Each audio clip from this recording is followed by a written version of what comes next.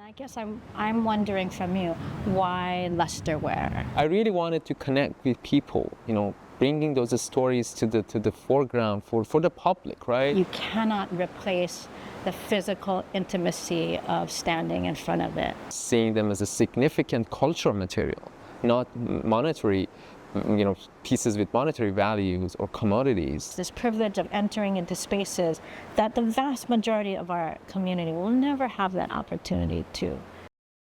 Aloha, my name is Noelle Kahanu. I'm an associate specialist in public humanities and Native Hawaiian programs at the University of Hawaii at Manoa American Studies Department, and I'm the current acting director of the Museum Studies Graduate Certificate Program. Aloha, aloha, hello. My name is Hossein Nakhaei.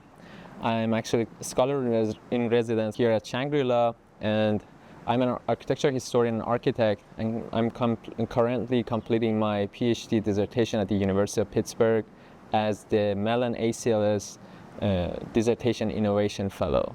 So happy to be here. First of all, Shangri-La is an amazing place. I'm always grateful to have the opportunity to be here, but especially to be in conversation with you. We had a chance to talk earlier last week, and then I listened to your lecture on Friday. So I have a greater appreciation for lusterware as a result of your work. Well, thank you for your kind comments, and I'm also reading your very interesting story of your background and coming to work on museum studies and working at the Bishop Museum and experiencing different mediums in terms of storytelling, a story of art, Hawaiian culture and art, material culture artifacts. That's very fascinating. Someone once accused me of being a dabbler, which I think, I don't know, I'm working up to kind of owning that, which is a little bit of this, a little bit of that, a little bit of filmmaking, curation, art work, writing. And actually my background, I have a law degree from UH. And then I was in Washington, D.C. for 5 years. So I've been around, but I feel very comfortable in a museum context. And that's how through that lens is sort of how I'm looking at your work too. Yeah, it's fascinating for me because we have this similarity because I'm actually coming from architecture school to the art history to museum studies. So we are both coming from different disciplines to this field, and it's very interesting to share and talk and learn actually, because it's very, I think, based on my experience, I really wanted to learn your experience, but based on my experience, we really need to not just talking about interdisciplinary kind of experiences, just do it, right? Having, being open to people from other disciplines coming, bringing their perspective. And because I was just visiting the Bishop Museum and saw the new hall that you were part of, organizing. Which is now, to think about it, 15 years old, right? We did the renovation in 2009. So, over, what is that? Yeah, anyway, a long time ago. Since at some level, I think we relate on the materiality, the specificity of materiality, and really appreciating its moment of creation. And I guess I'm wondering from you, why lusterware? I started working on luster tiles after I visited one of the buildings, right? In Varamin, which the mihrab is here. The mihrab of the Imamzadeh Yahya is here. So I was working on another building in Varamin, but I was very interested in the history of that city, and then became familiar with the Imamzadeh, which was not focus of my research. But I went there, I heard this story for the first time, and then I started reading, and I felt that the building that we are seeing is not the one that existed before, right? And the extent of damage that building as experience endured over the time was very upsetting for me.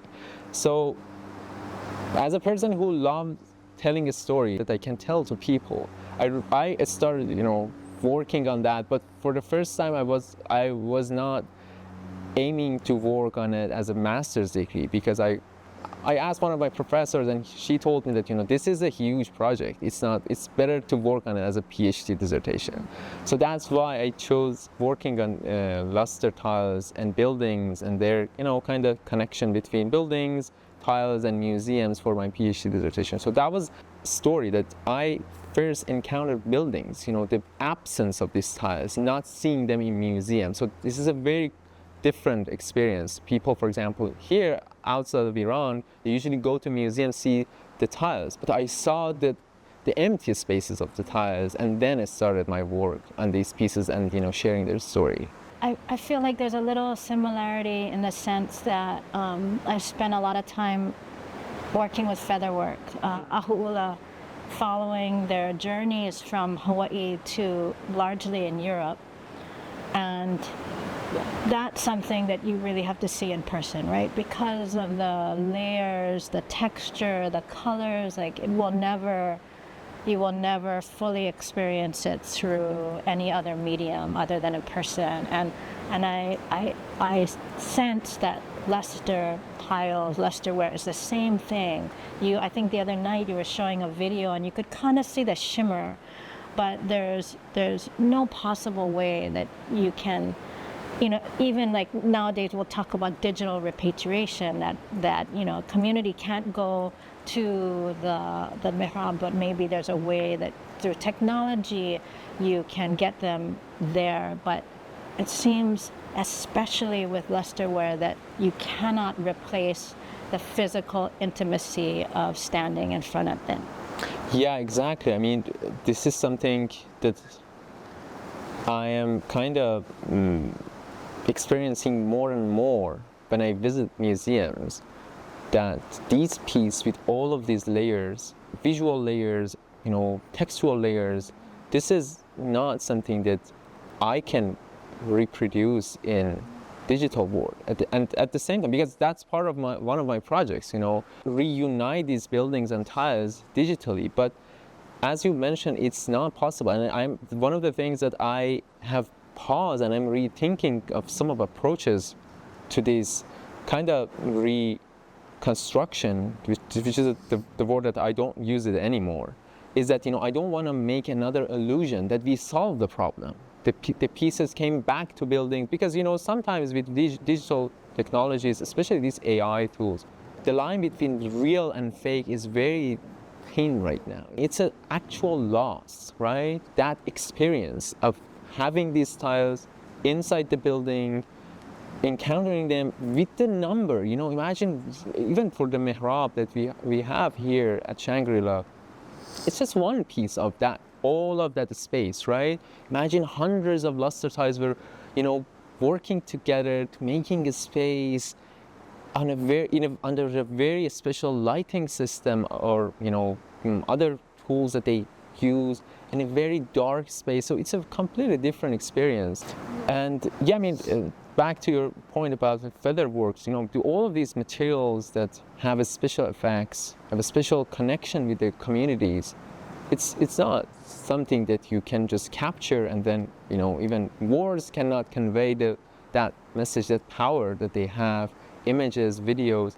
I am actually very interested in knowing more about your experience of telling this story, because we all know that this story is very hard to tell, right? But I know that you are experiencing different media, filmmaking, curating, to tell the story as a person who is kind of coming from another discipline, yeah, and having this experience. I'm very interested in knowing your approach and your purpose of doing all of this very fascinating intervention. Yeah, thank you for bringing that up. So one thing I would observe is that sometimes individuals are uniquely situated to tell that story. Maybe it's your family history, your upbringing, your skill set, whatever it is, that kind of a story that wants to be told will reach out to you. So like the story of my grandfather being a colonist in the South Seas in the 1930s, it was a kind of a dormant story that was just waiting for someone to tell it. And I think in that sense, that's what makes me think about you as well. Like how do we understand people's obsessions? I think in a way it's because they're being called or tapped to tell that story. So in a way, I've kind of been a conduit to translate, to tell, to share, and we're given opportunities that not everybody has. Not everybody gets to, go to the British Museum into their storerooms, or to Cambridge, or to Pitt Rivers, and to be able to have that in search of our own story and our own material culture. Like you were saying the other day, the irony of having to go away to find these important parts of our own history. I mean, maybe it is always in ultimate facilitation of their homecoming, but sometimes these were intentional gifts. We are learning, like, what is that journey? But I also think sometimes if we focus too much, like this provenance research, where did it go, and then where did it go, and then where did it go, then we lose sight of not only the magic of its creation, so we're depriving ourselves of that beauty and engagement by focusing maybe on the violence of its removal, right? Then again, I think, to me, if there is an intentionality about our focus, our deep desire for learning and intimacy, then it is a means of calling it back home, and that we are part of that ultimate story, this cyclical story of its departure and its ultimate return. I've tried to be, I think, given distance, a little more philosophical about these things, whether it's an artistic intervention or a curatorial intervention. Hawaiians never did art for art's sake, so there's always a purpose. So what is the curatorial purpose? What is the purpose of this intervention? And what is our broader hope and dream for what we're seeing? That we can approach these pieces from different perspective, and there are layers of a story that all of them needs to be told. For example, we just published a very detailed article about the journey of this piece from Varamin. I'm talking about the mihrab as an example. We need many research like that for other pieces, but for that mihrab, detailed journey of the mihrab from Varamin to Honolulu, because as two components of people who wanted to know the whole story, they can read the full story, and the other one, for those people who wanted to just capture the story in just 20 minutes, they can read the timeline with my colleague, very good colleague, Dr. Killen Overton. But that was just, for us, that was just a beginning, But we really need that, background, the story, to know, for example, why these things here, why it's hugely fragmented, why, for example, what is the irony of some museum not letting us as people whose these things belong to touch the piece, although it has been installed and deinstalled 17 times. I just checked the article, it was one more than what I just told in the talk. It was 17 times. So that's a very kind of revealing paradox that we are seeing, right? So knowing all of these stories is very important to kind of understand why we are here, what this thing stands here, and how we can approach it in the future, right? But I agree with you that there are many more important layers that we have to focus. Sometimes you need a very strong foundation. Provenance research is a foundation, but we have to build, up on those foundations. If we don't know if we don't have a good foundation, we will not going anywhere. As luster ties, I have to say it's been more than 150 years that people are writing about it. We can publish just books about the titles of this research. It's a huge scholarship. But from my perspective, we haven't even touched the 10%. It's just the tip of an ice, right? I haven't touched the inscription, which from the perspective of cultural significance, from my perspective, it's the most important part. The inscription, the story that they want to tell. It is like a language that we haven't unlocked its, secret right now. We cannot understand really well that, why these images are kind of mixed with these inscriptions. What was the purpose of having all of this inscription? Imagine again back to the building, having all of these texts on the wall of a building. It is very unique experience in terms of making architectural space. These are all layers of a story that we have to think about it. So I think the idea of looking at these pieces with a fresh eye is very important. As you mentioned, when you encounter a piece in person in a real world, you can probably open up some new possibilities of, oh, this is a story that I couldn't see from my monitor at home.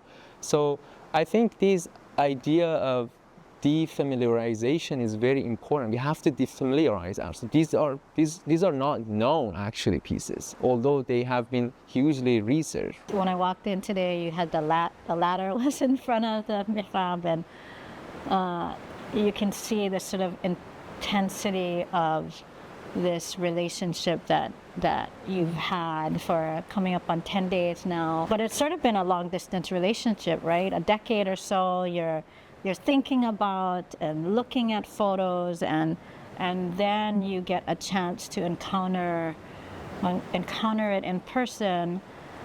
And then I'm thinking, because you were saying like, yeah, you see the different colors that you didn't anticipate seeing.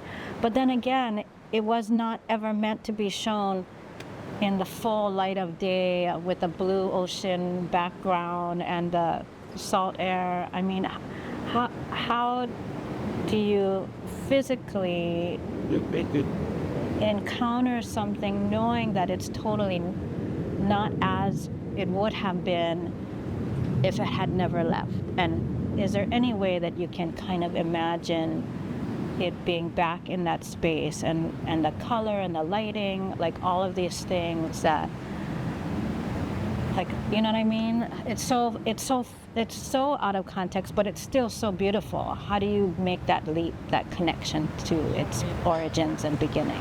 When I first actually saw the mihrab, this is an honest observation. I was imagining myself in the shrine, because I visited the shrine, probably 20 times, yeah. Right? So that space was more familiar to my eye than, seeing this piece in the context in a very limited space of the called mihrab room here.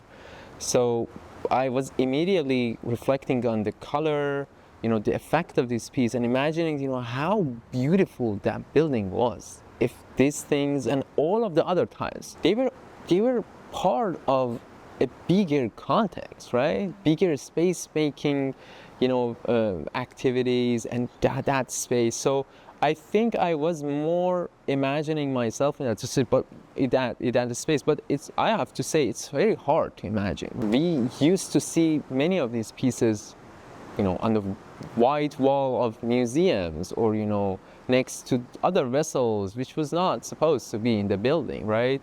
And at the same time, back in those shrines, many of their kind of setting has been changed over the time. But yeah, I mean, it is kind of very shocking, but at the same time open-eyeing when you see them, and with this image of the buildings in the background. So that's why I really insist on, showing buildings, showing even the empty space of the mihrab, which is as important as the mihrab itself, right? The space has been left empty. Even having that empty space tells a lot. I was in that sort of imagination when I first encountered the piece. But yeah, I just wondering, because you mentioned your experience in Berlin and, you know, seeing native Hawaiian artifacts in museums. What is your feeling when you encounter them, you know, after knowing all of these stories, family stories, and then seeing them in museums with a completely different context? How they left is really important. There's a lot of evidence that featherwork was, that these beautiful cloaks of red and yellow and black trim were gifted. They were the political capital that enabled Hawaiian ali'i to engage in global politics on equal footing, and that's what it. And so there's a particular category that it's important, I think, in a way that they remain, because they are these symbols of political allegiance and sovereignty on equal footing. But there are then a majority of other works that do not fall in that category, that when you're in their presence, I think there is this question that they ask, which is, why am I here? Why have I been gone from home for so long? And what are you going to do about it? Right? Which engages on a whole nother level. So I think what you know, there's a federal law, the Native American Grave Protection and Repatriation Act in the U.S., but when you're out there in the world, anywhere else other than the U.S., the laws vary. There's no international law really of mandating return, even under situations of theft, clear theft. It's a case-by-case basis, and a lot of it is appealing to one another's humanity and ethical engagement. And so in that sense, the presence of these collections is evidence that there was at one point some exchange, evidence of a relationship, good, bad, whatever, it was present, and we're the extension of that relationship today. And how are we now going to engage? How do we live with this legacy? How do we chart a new future, a new path for us that's different from the one that transpired?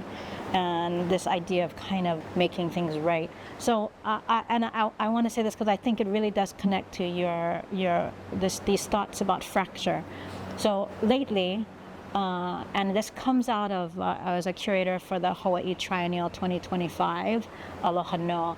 But one of the things that came up that we would talk about is this idea of be the pēpē, not the heva.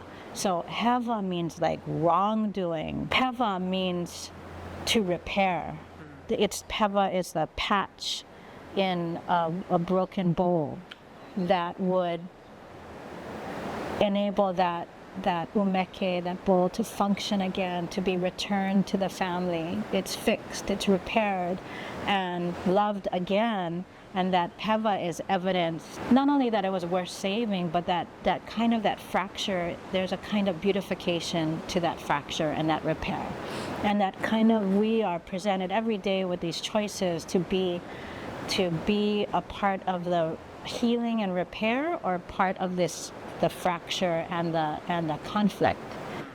And so when you showed me today that amazing UV photo of all of what you called, I think, intervention, and bearing witness to these interventions or fractures over time, and then how do we become part of that continuing story of fracture and repair and possibilities, and what does that hold for the future?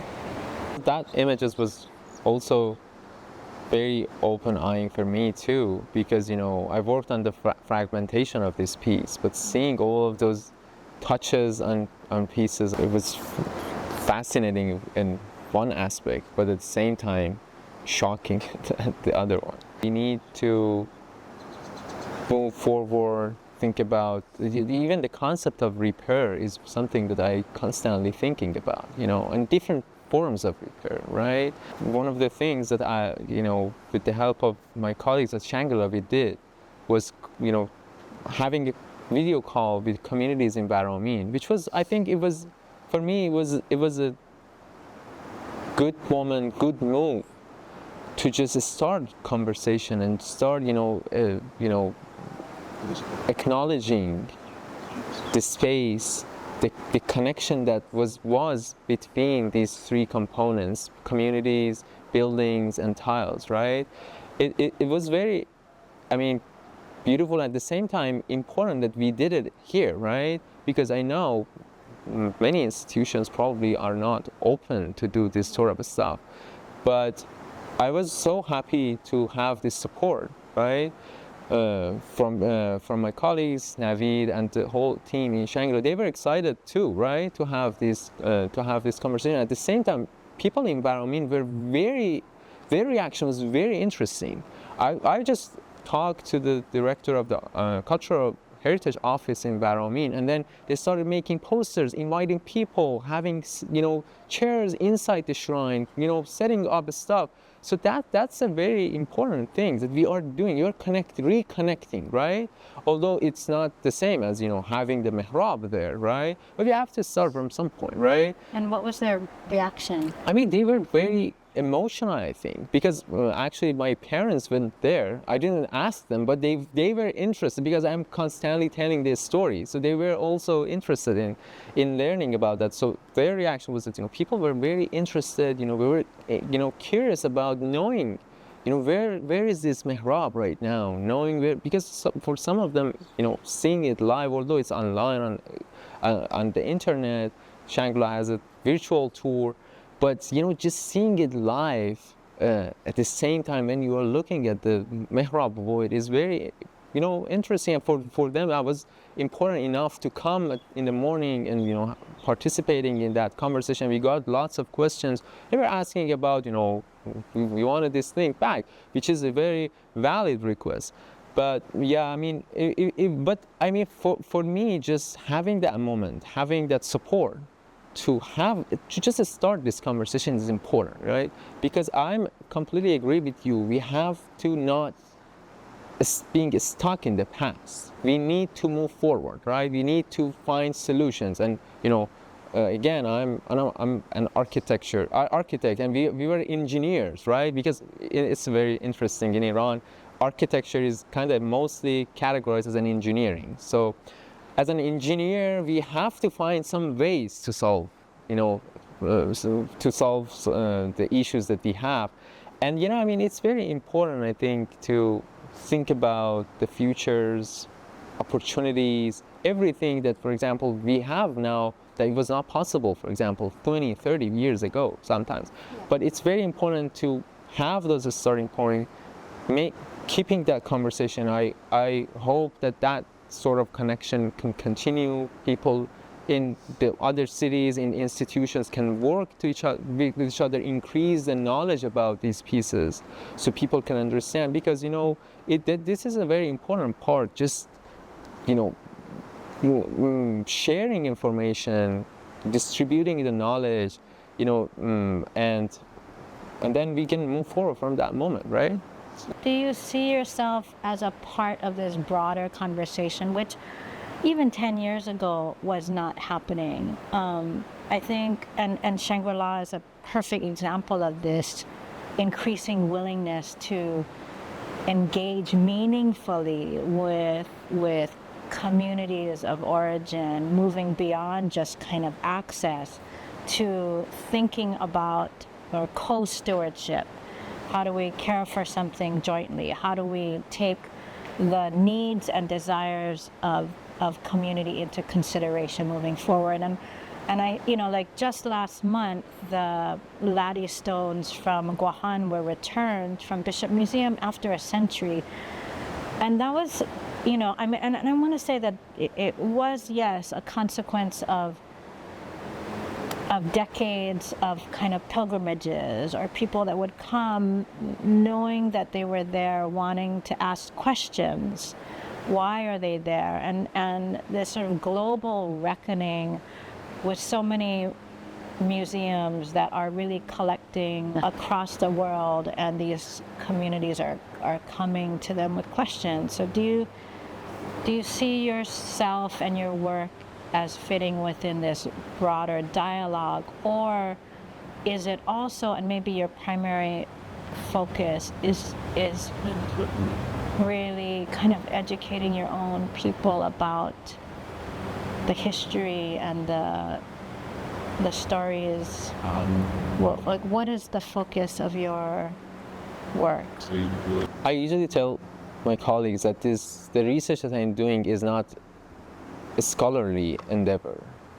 It's a very personal, at the same time, cultural, sort of, I'm not saying mission, but something that I feel that I have to do, not just framing it as a scholarly. I really wanted to connect with people, bringing those stories to the foreground for the public, right? And that's why I was really interested in your works, because we know videos, all of this stuff, filmmakings, different, medias are very important in order to connect to the broader audience. So I think my hope is to do some research, to very detailed research, by translate them into a language that I can connect with people.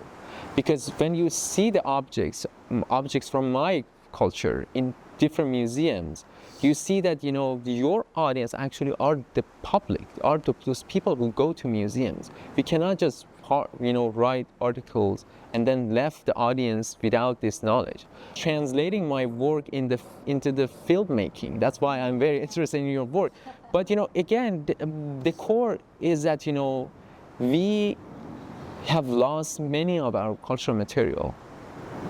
But at the same time, when you don't see those materials, you eventually forget some details, some nuances about them, right? It has happened in many of our craftsmanship. But when you don't have that good examples of the masters, in front of your eyes, you will eventually kind of forget something. But the knowledge is still there. We have to just remind, people. So I frame most of my work as just a reminder to my people.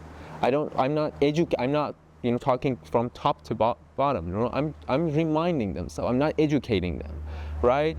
I just remind them that did you know that in this place this was a thing, this was an experience, right?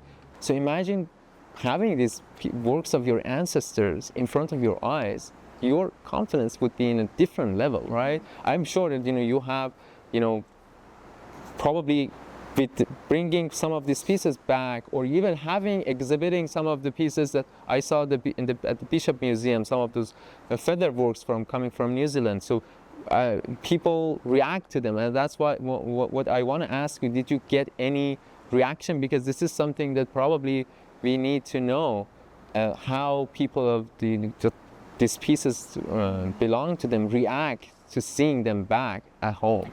So in 2010, I don't know if you remember, but in the Central Hawaiian Hall, there's probably the Lono image was up, the cross with the hanging kapa on it.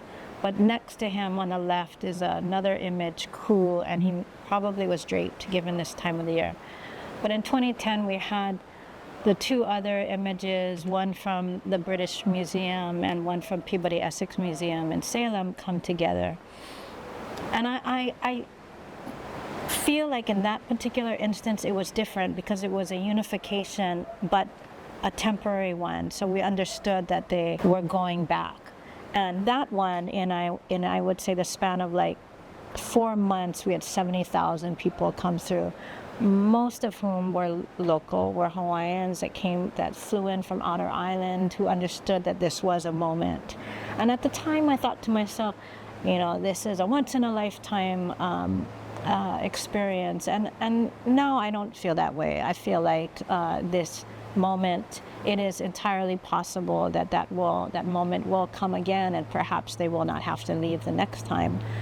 The Kalaniapu'u's cloak that you mentioned that came from New Zealand, that one initially came back as a loan, a 10-year loan, which 4 years into the loan, they perfected it and said it never has to return. It is home for good. That one, Kalaniʻōpuʻu, is a good example of where you focus on its departure, which was a gift from Kalaniʻōpuʻu to Captain Cook. He threw it over his shoulders and he took the mahiole and put it on his head. But then there was a lot of travels in between, but ultimately it ends up in another Pacific community in New Zealand, in Aotearoa.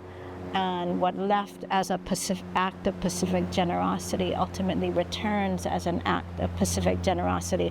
And then it's kind of like, well, what about this 100+ years of traveling in between? I mean, of course it's important, but in the end, what facilitated its return was really a conversation with the current custodians. And I do think that the openness of Shangri-La to inviting you here, to engaging in this level is a fundamentally different place from where we were even a short time ago, right? And so it's an exciting time to be a part of the museum field, either as an observer, as a participant, as a witness.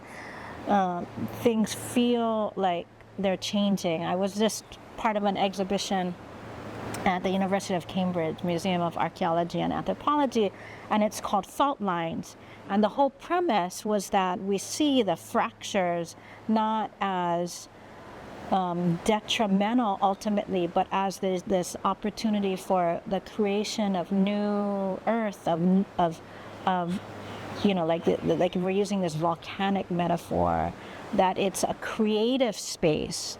Fracture can be a time of genesis and a way of re-engaging with community and with institutions, and they're more open to it. And I think, you know, sometimes it's like we all carry the burdens of our past. Institutions do too, you know, and I think many institutions are ready to find some kind of grace in this reckoning. And so these invitations increasingly come. I think then it's a matter of how we as a community decide to engage with these opportunities. You and I know and both kind of feel that this privilege of entering into spaces that the vast majority of our community will never have that opportunity to, right? So what is our respective role in shaping a different future for these items that are so far from home? I don't know, my friend goes, you know, that we're always getting this ambassadors, right? They're ambassadors of the Hawaiian community.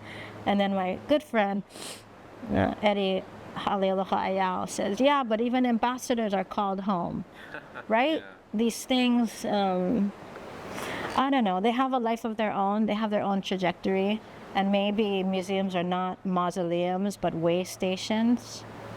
Maybe they're stopping there for 100 years, 200 years, but none of us can assume that their journey is over just because of one moment in time when we experience them at a particular location, at a particular time.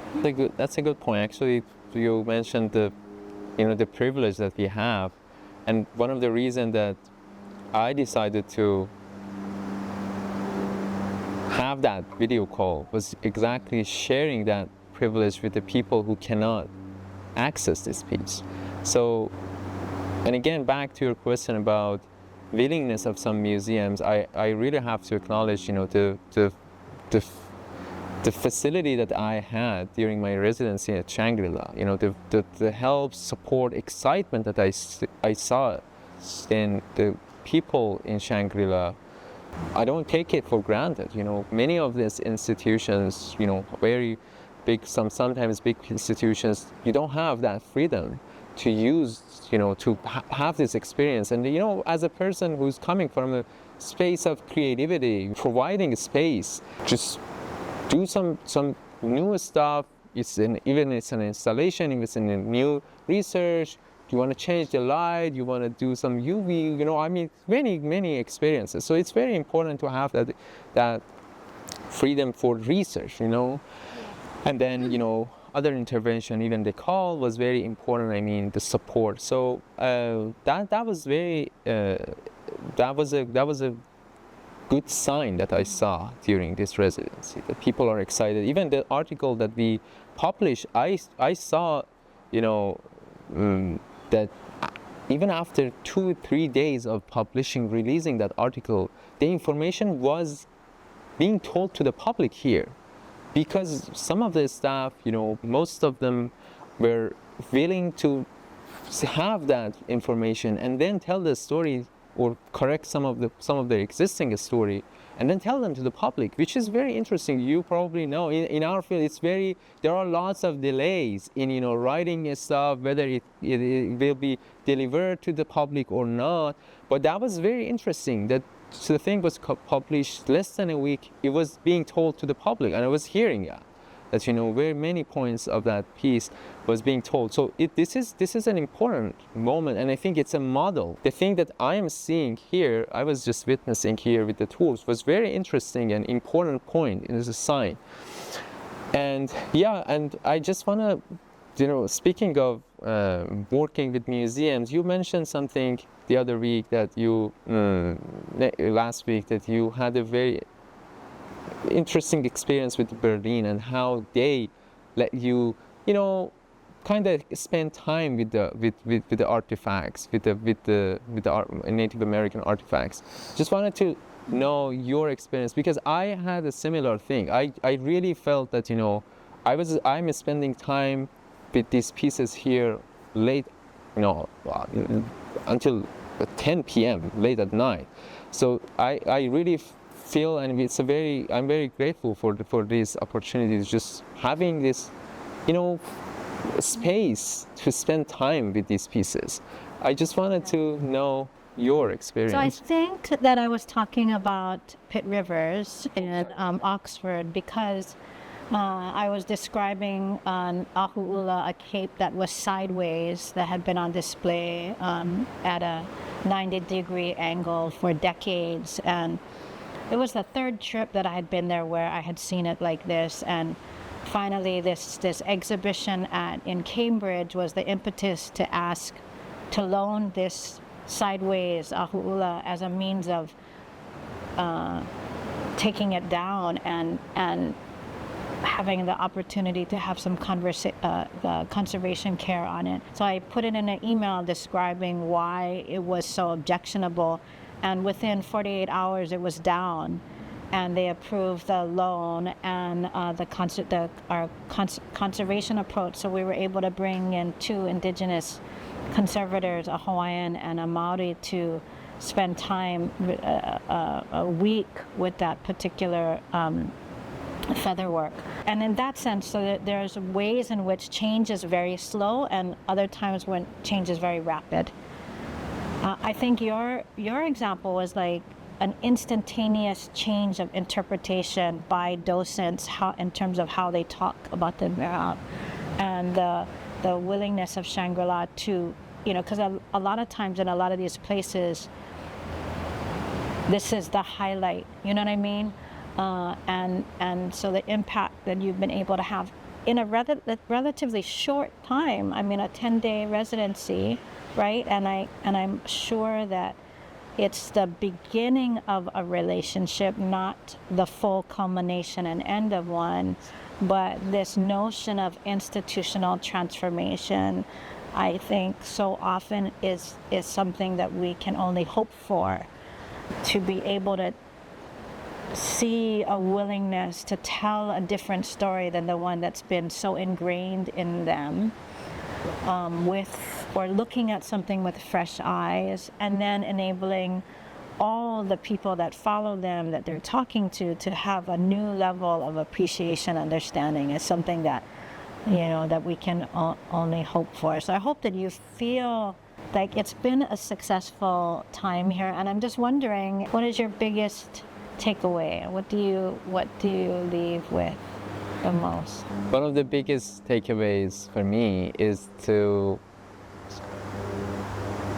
really come and spend time with pieces, right? It's a completely different. Now that I'm going to, write one of the sections of my dissertation about these pieces and the building itself, I'm going to write it from a completely different perspective because I have seen it. I'm not limited to those images on my laptop. So I think it is a very serious moment in the research that you realize that, you have to see pieces and not just see them, for just in a quick tour. Spend time with them, right? And then,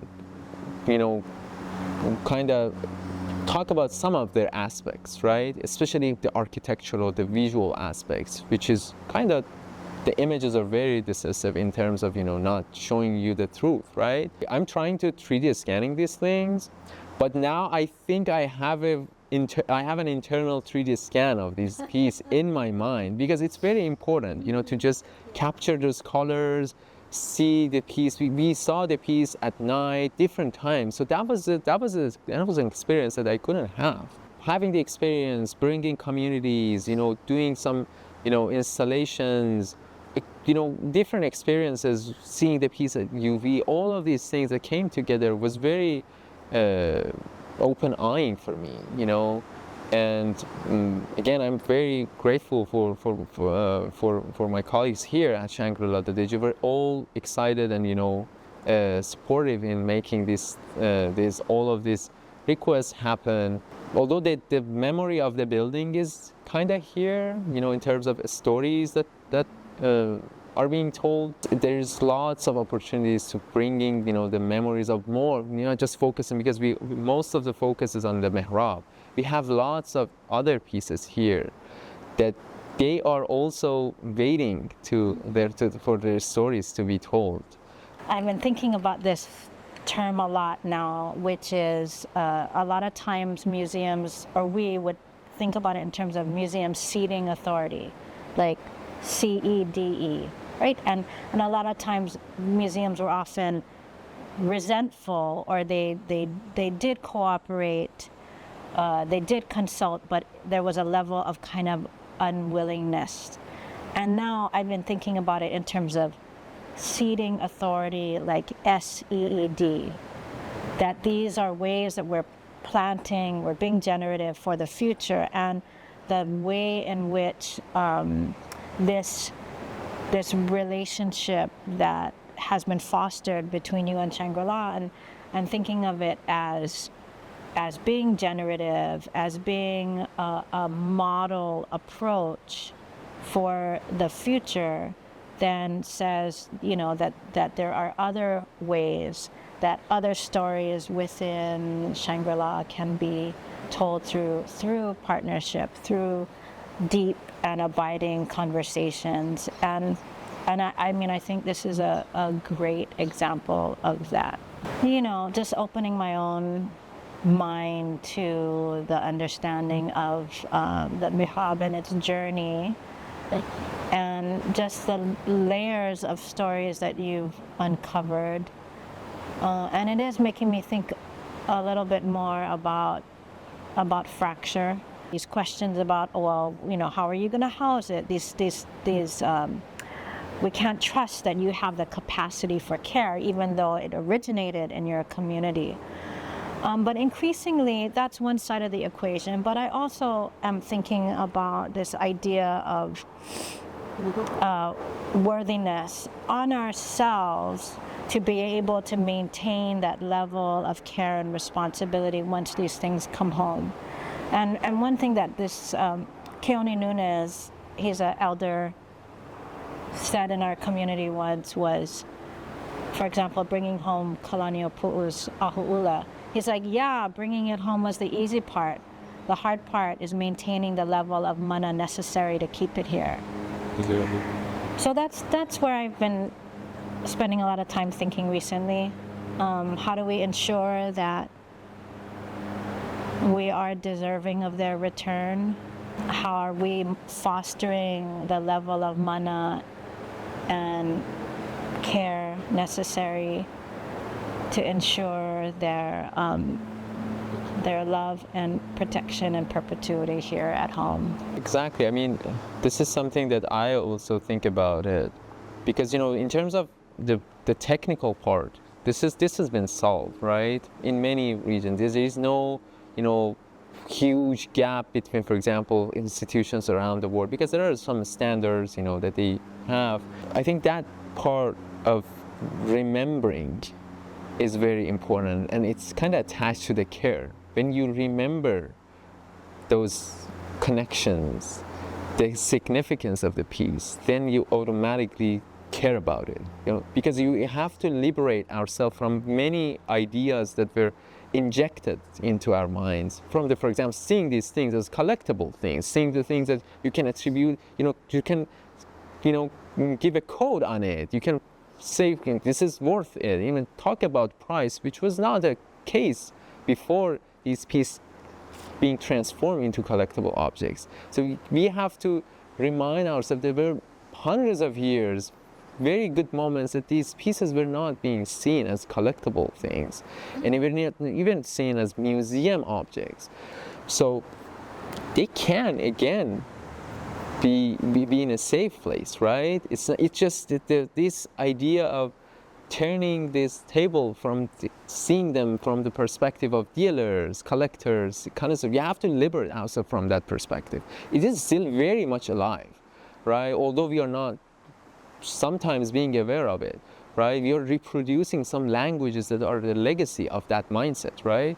So I think that brings, when we kind of freed ourselves from that mindset, then we can, see them from different perspective, and then all of those moments of care, seeing them as a significant cultural material, not monetary, pieces with monetary values or commodities. We've been given the motion, so I just want to, thank you for this time that we've had in conversation. Of course, I also thank you so much for coming here, having the conversation in this beautiful way. I really loved it, especially the color. It's very matched with my outfit. Thank you so much. Yeah, thank you. Aloha.